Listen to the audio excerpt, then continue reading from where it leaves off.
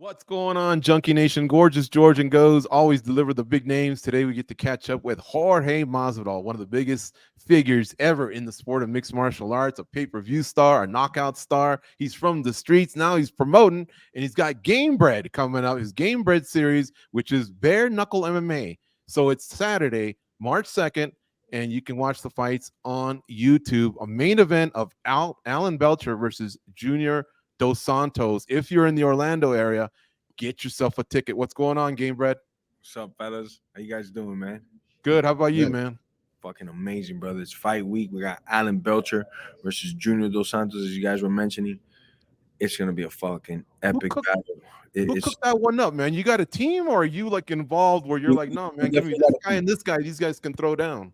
Just say we had a team in fighting. We got a team in the promotions, and I'm, obviously the more recruiting side, matchmaking to an extent, and then promoting these fights, and that's my role. But there's definitely a team, and me and the team put together this plan that Fabricio Verdun would face Junior Dos Santos and Roy Nelson and Alan Belcher over here, and the cream would just rise to the top, and we'd have our heavyweight championship with the two winners, and here we are, just days away from Alan Belcher versus JDS MMA bare knuckle. Nobody else is doing it. We're the only sport that's doing MMA sanctioned rules just with no gloves. So it's not completely a new sport, but it's a new sport, Are you hands-on? Like, do you have to approve of every matchup? I'm not hands-on every single detail that'll happen on like a banner or stickers like that, but on the matchups I try to be as much as possible. I mean, maybe a fight fell through and then I was doing something at the time and we didn't have me available to decide on who was going to face this guy that just got recently hurt or something, maybe in a call like that. But usually from top to bottom, every fight on the card I got a lot to do with. I used to think I want to put the right dogs in there, so I watch film of all the guys that have been there, see how they act, how they take a shot, how they give a shot, if they got that dog in them. I don't want to bring individuals that when they feel that bone on bone, they're going to want to hug it out, and they've always been a killer until they felt that, So we try to match these guys very, very well. Just dog on dog action. Mm-hmm. It's interesting. You said something about how exciting it is. It's like a new sport because you're kind of blending what's been going on in bare knuckle fighting. And then, of course, you're bringing that to mixed martial arts. I used to watch Muay Thai back in the day. I don't know if you remember Lion Fight. They used to be in Vegas a lot. And I used to go, man, if they could go with 4-ounce Goze, that would be interesting. So you kind of did that in regards to MMA. But I wanted to ask you, Jorge, where do you think your promotion is on the excitement level? With UFC, PFL, Invicta, LFA, like where do you think you guys rank? UFC is just 3 million ton gorilla, But after them, it's me in my promotion game. But I'll tell you why. When JDS fought Fabricio Verdun over a 5-hour span, we had 1 million views. Bellator's never done that in their whole time of being in action, or PFL. Mm-hmm. So I'll let the numbers just speak for themselves. I'm sure everybody now can say, yeah, but you got a freaking massive platform and you got this, that, and you can direct the fans there. Okay, yeah, true to an extent, but I also don't have these huge, deep pockets. I also don't invest in marketing like these companies do. And I'm able to get that type of viewership. And a lot of these companies that I mentioned were like on network TV, and then now they're doing their thing like on digital and stuff. But the numbers are there, we're pulling through. And that just wasn't a one-time hit and quit. It's we're doing steady numbers consistently. We're getting at the end of the stream, we're getting considerable amount of views every time. So I know right now we're steady number 2. And really in our field and what we do, bare knuckle MMA, there's nobody else. So I would say number 1 in that field, and then overall in combat, soon to be a steady number 2. This year we're going to throw about 6 more shows. Next year's going to be a full calendar, 1 show a month. I can't wait, man. All right. No, I love that confidence, and that's what the fans want to hear, because they're always looking for new content, whether it's within combat sports or anything. It's very competitive out there. There's so many things for us that occupy our time. So you got to grab our interest, but if you grab it, we become fans. What's the pep talk you give to the fighters? You've been on the receiving end. You weigh in, then you go back, and Dana White says, everything he wants to say to you. The fans are here. You got to perform this, that, whatever. What do you say to your fighters? I got a couple things I've said to them, and I actually take from the Dana White, But Dana White used to go famously in there and give a nice little speech. In the speech, I hope he doesn't get upset me telling this because he wouldn't let managers, nobody be in there. But he give a nice felt heart speech, you know, and he said it for a while. There was a time when he was saying it a lot of times after the show, especially to like the up and coming mid tier guys, you know. He would like, hey, come into the locker room, no managers, and he'd give out this little speech, and it was something like, um, go out there and give it your all, you know, and just fight because any one of you could change your life in that one fight, you know. And then he'd give the example of Stefan Bonner and Forrest Griffin, not just how they changed their life, but how they changed their sport. Just one fight, you know. And then he used to give out a little bit of stats on the fight as the people were watching and tuning in, and these guys became household names off one fight, basically, you know. So that was very encouraging to hear, you know, and things like that. And I took that to heart and I listened to it a lot, you know. But my speech is a little different with my guys because I mentioned the Dana White part, and then I just tell them like I wasn't a studious guy in class, but when Dana spoke or somebody spoke other sport, that's when I had all attention on it. And Dana said it took these guys 15 minutes to get famous. Well, shit, I went out there and did it in 5, you know, because I wanted it. I wanted that fucking life. I wanted to break through the next level, and I went and did it. So if I could do it, you motherfuckers could do it. What are you here for? All the shine that's on me, it's on you motherfuckers now. Go and fucking get it. Give it your all. Become a household motherfucking name.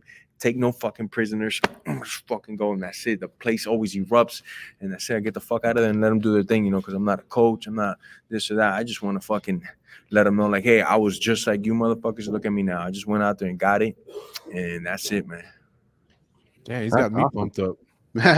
Yeah. So Jorge, when we interview fighters now, there's so many different avenues for them outside of the UFC. And one name that came up the other day we were interviewing was Kevin Lee, and he said, "I'd actually like to give what you do a try." You know, the bare knuckle MMA. He had this look in his eye that it just really excited him. What do you think of a name like that, someone like that? And is there anybody else out there that maybe kind of interests you in free agency? No. There's a lot of names that interest me. Kevin Lee be a freaking great guy to have fight for us. He's fighting for titles. He's fighting some of the world's best guys, and he's been ranked a high opponent. You know, but all that really matters to me is that they want to do it. You know, is that they want to be in. You know, like I was talking personally with Fabricio Verdum for months. I'm talking about months, and this guy would send me pictures at the back. Look, I'm at the gym. I'm not just trying to do. I'm at the gym. I'm training every day. We're showing us like, bro, this guy wants to fucking fight. Same thing with JDS. Like, I want to be because it's not just that I want fighters. No, it's because I want to give the fucking best product possible to all the fans, the consumers, anybody watching. So I want only guys that fucking want to fight. So when I see the guys are in the gym getting after and they're letting us know, look, man, I'm living and die by this shit. Boom, those are the guys that we book, you know. Day by day, I know you wear many hats. One's a fighter hat, one's a promoter hat. But do you have to wear them both at the same time, or do you just flip one off and like what's it like being the businessman as well? You know, the good thing for me is that since it's the same nature in this beast of combat, a lot of my business time is spent like watching fighters that I would like to recruit or fighters that we've had in the past that we'd like to bring back. Maybe talking to sponsors, which I've been doing in my whole life because of fighting, you know, looking for venues, things like that, you know. So it's always something that's in the nature, you know. So the business stuff is not too far fetched from what I'm kind of used to doing in fighting to an extent, you know. The good thing is that I got to do the promotions. I started in 2020. We threw our first GFC, and since there we just been trying to put on as many shows as possible, and I've learned a lot from the small little shows that we were doing in Biloxi, Mississippi, just learning the game. And we were selling out over there about 2,000 tickets, and it was like, wow, our first show sold out over there. We couldn't believe it that we actually kind of broke even on that card. We didn't make money, but we broke even. So it was like, man, this is amazing. It's our first card. Promoters usually never do that. We did our second show. We made a little bit of money when we went there. And this was right after the corona. So we had the advantage that there was like nothing to do, you know, right after the pandemic. So we were getting away with murder over there just selling out, you know. But that also let me know these people are loving it because everybody that went to the shows would tell me after in small town in Biloxi, Mississippi, it's like, man, I had a freaking ball. I had a great time. Every fight is like, I can't even look at my phone because I don't know when it's going to end. Even when it hits the ground, it's just so much action because you don't have this big glove to grab on and stall now. So what happens if somebody gets your back? You can't stop this when it's slippery, you know? So people are getting choked unconscious more. So we're seeing guys going for that position, harder to get to that finish position. And it's just keeping people glued to that freaking seat, man. I mean, glued to the fight. You know, That's interesting you say that about submissions can possibly come quicker. The cuts, Way quicker. blood's going to be drawn a little bit more. Are there any cons to that? I mean, like, does a fighter come out and say, man, I broke my hand, see you in a year, see you in 6 months? Like, Definitely. what are the pros and cons? There's definitely cons, you know. There's always going to be cons. Your hands could be brittle, you know, cuts. Maybe a guy was winning the whole fight and then he just got this brutal cut with like 20, 30 seconds to go. You know, maybe Yeah. they think about stopping. You know, there's definitely always going to be pros and cons. So yeah, I mean But that's the why pros it's not, outweigh the cons, I imagine.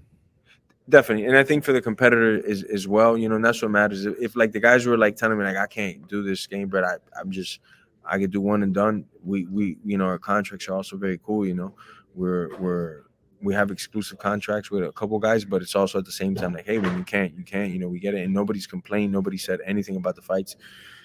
We have numerous repeated offenders that keep coming back for more and more and just want to keep dishing it out, whether they win or lose. They keep coming back for more. So it's just, you know, it's a level of pain tolerance. But once, you know, learn how to strike bare knuckle and stuff, your hands should be all right. Can they break? Of course, you know. But they could break in a regular fight as well. Talking to Gamebred, Jorge Masvidal, who's promoting a card this weekend. It's called Gamebred Bareknuckle MMA. Saturday, March 2nd in Orlando, Florida at the Kia Center. You can get your tickets at Ticketmaster. You can watch the fights on YouTube. Junior Dos Santos and Alan Belcher are at the top of the bill. This is a championship fight, so they'll go 5-5.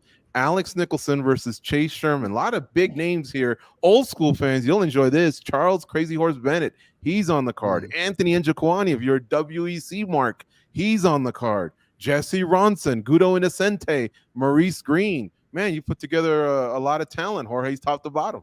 And you're old schooler like me, so you know all these motherfuckers. You're like, damn, okay, shit. For sure. Now, Jorge, Joe the Party and Felony. That could be fight of the night, right? Actually, that's gonna be a fucking crazy ass fight, man. Yeah, for sure.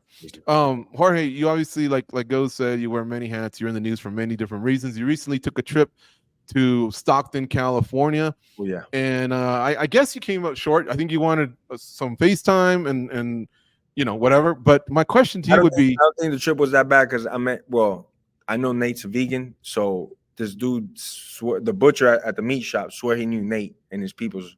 So I was like, all right, maybe, you know, I'm a gambler and all on this dude right here. I gave him my number. I said, bro, give it to Nate. You know, I heard he's not good with the technology too much like myself. So we could arrange this fucking. Probably should have went to a Trader Joe's instead of a butcher shop. But yeah, I didn't find Trader Joe's in Stockton though. You know. True. Yeah. So what would have been the perfect scenario though? Had you found him? How does the perfect encounter go? You guys sit down and talk numbers over dinner? Is it over a beer? Is it with guys in between keeping you separated? How would the perfect meeting have been with Nate Diaz in Stockton, California? Oh, the perfect meeting would be if him and his manager were just there, and it was like me and one of my managers there, and it was like, yo, what you want to do? Because this is what I want to do. And then these people make it right on the paperwork and legally, and then boom, then we're fucking out of there, and that's it. Then we have a day, we got all that shit figured out or something like that, you know? Mm-hmm. Or a massive brawl that breaks out into billions of views, and then we sell a fucking trillion pay-per-views. I don't fucking know, bro. Either one of them works, though. Okay. Now, why the comeback? Because you had one of the more responsible answers when you were asked, and you said, "Man, I'm just not seeing them like I used to." And a lot of people were like, "Tip of the hat. This guy's honest. He's, he's forthcoming. He's not giving any other excuses, and maybe there may have been a dip." So this was less than a year ago. Did the competitive juices just come back, or did you start training again and seeing them coming a little bit differently? You know, why the change? Combo of things. There's a combination plot on this one. One, I couldn't go out on the L, you know, and at the same time, for many reasons, not just to my God and stuff, mainly and foremost to God Almighty, but to my fans that have been with me since the backyard days. I had to give a little better speech as well, acknowledging all my fans that have been with me all these years. So I have to get a win, you know, and if me not seeing them or having my reflexes like I once did means something, well, that means I got to get in the best shape of my effing life. And that's what I've been doing for a long time, just to get in there and give my all to get that victory against a good name, you know, in the sport, and give my fans what they deserve is for me to go out on the W on top and give them the acknowledgement. So a big part of that is that. A big part of it also is that, you know, this boxing thing kind of fell on my lap, and as you guys know, you've interviewed me numerous times. You know my affection for boxing, how much I love it, and at what age I discovered it. So I really love boxing, and I discovered MMA, and guilty as charged, fell deadly in love with MMA. But boxing was like the first passion that I had, or first sport also that I understood. I didn't understand football, or basketball, or baseball. I didn't grow up watching sports, so when they were on TV, I didn't really understand them. But boxing, since the first time it was on, I was like, I love this. I understand what's happening. It's cool. I just related to it in a different way. So I always wanted to do boxing. So when this opportunity fell, I was like, man, what a blessing, man. I'm gonna go do this.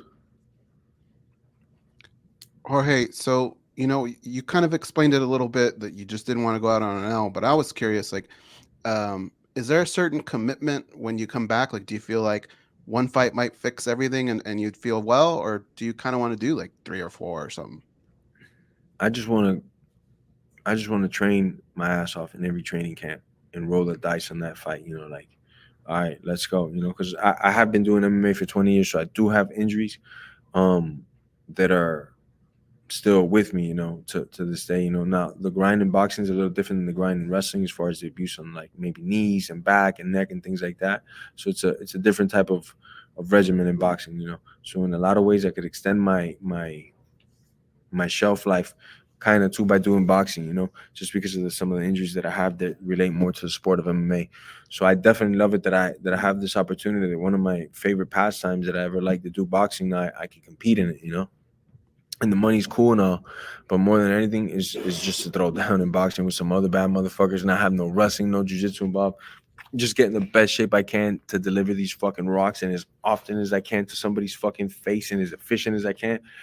I can't wait to sign up for that shit, man. So, expect it this year. It's coming with a lot of pain. I'm gonna fucking take somebody out of the game.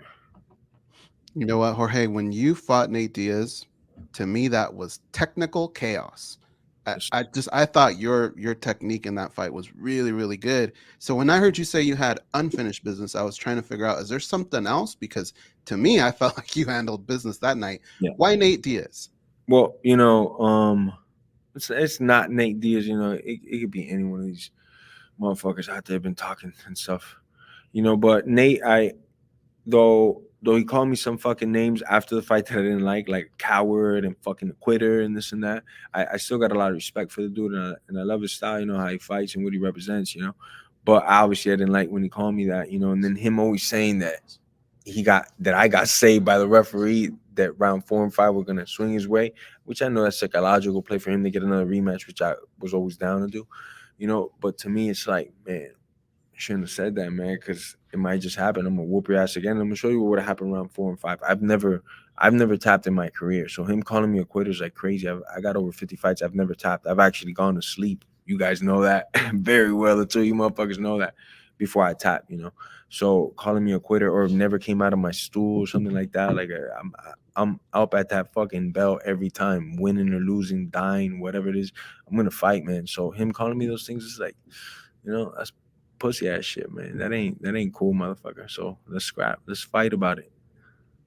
You talking about the Yamada submission, or when you couldn't hang with us at the military base with drinks? Which passing are you talking about? Again, the combination platter. Both times I was fucking sleeping.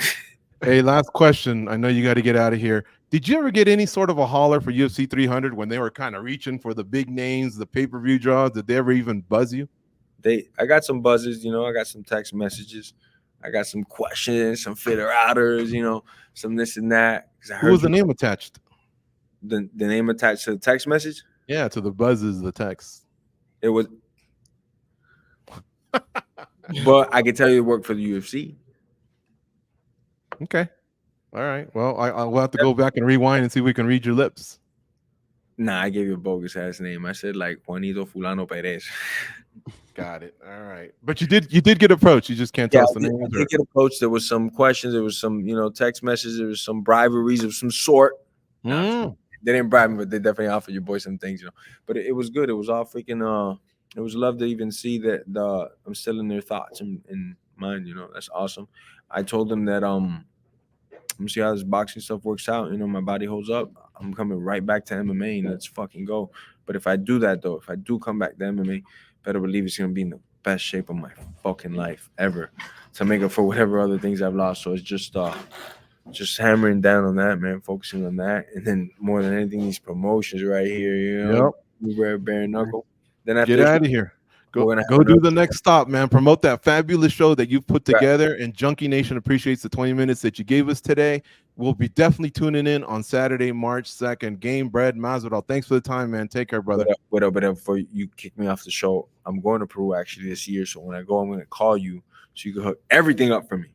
I want everything hooked up, fucking, you know, with the scanners and the bulletproof cars. I'm gonna go like, you know, like I'll set everything up. You just gotta have the Black American Express card to take care of everything once you get here. No.